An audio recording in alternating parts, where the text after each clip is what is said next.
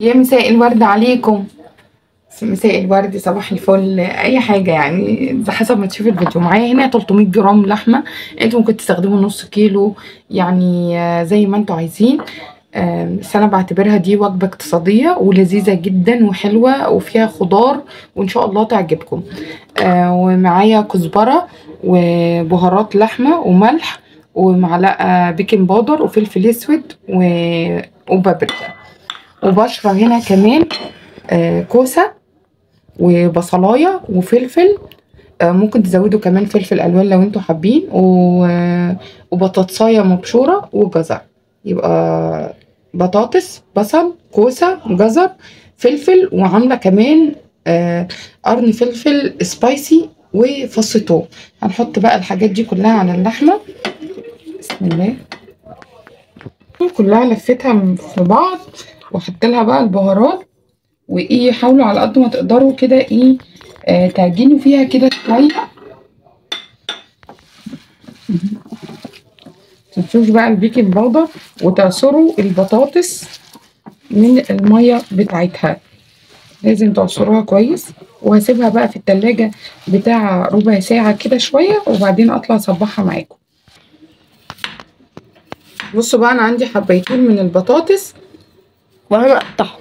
هقطعهم، ولازم تغسلوهم كويس جدا. من حشر مناخير وفي كل حاجه. تعالى اشتغل مكاني. امبارح اصلا بصوا اتحرقت، بس الحمد لله. بصوا انا زودت كمان حبايه بطاطس. هعمل الصوص بقى بتاعها. هحط شويه من بهارات اللحمه، نفس البهارات اللي احنا حاطينها عشان نسقي بيها البطاطس، وشويه من الكزبره ملح وفلفل من البابريكا وملح وفلفل اسود زي ما انا قلت. طبعا حطينا شويه فلفل اسود وملح عشان احنا اتعلمنا خلاص، وشويه صلصه، معلقتين بقى من عصير الصلصه، وشويه زيت، حوالي 4 معالق كده من الزيت.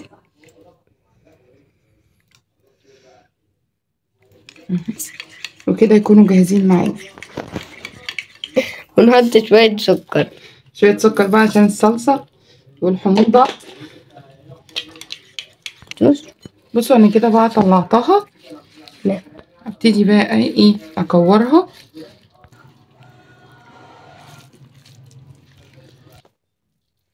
بصوا انا كده بكورها، حتى لو لقيتوها يعني طريه معاكم شويه ما بتلفش بسرعه، ما تقلقوش منها خالص. انتوا بس اعصروا ميه البطاطس كده وهي ايه هتلف معاكم وهتبقى زي الفل ان شاء الله. اللهم بارك. عملتها وعملت معايا كميه كويسه، وانتوا لو عايزين تطعموها، عايزين تزودوا نص كيلو لحمه زي ما تحبوا. هنبتدي بقى نرصها اهي، واحده كده، واحده كفته، لحد ما بطاطس، واحده كفته. نبتدي بقى نعملها كده كلها. بصوا لو مش عايزين تعملوها كور، ممكن تعملوها كمان تبططوها كده شويه وتعملوها واقفه كده، بتبقى حلوه قوي كده برضو، زي ما انتوا عايزين الشكل ده او الشكل ده، زي ما انتوا حابين. ما شاء الله اللهم بارك. بصوا انا كده رصيتها. انتوا طبعا لو عندكم بايركس اكبر شويه ممكن يكون مرتاحه. انا فاض معايا هنا 4 بطاطهم، قلت احطهم ابقى ازود عليهم حاجه وانا راجعه من الشغل مستعجله كده يعني. بصوا ابتدي بقى ايه احط عليهم الصلصه وادخلها بقى الفرن. هي تاخد من نص ساعه لحوالي من نص ساعه ل45 دقيقه. احط بقى الصوص صلصه عليه وادخلها على درجه حراره 180 او 200 كده حسب درجه حراره الفرن عندكم، واسيبها بقى وبعدين اطلع.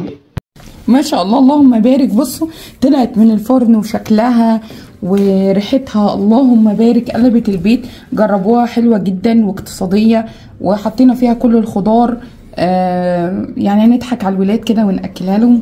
وعملت جنبها بقى شويه رز ابيض، جميله جميله جميله ما شاء الله اللهم بارك.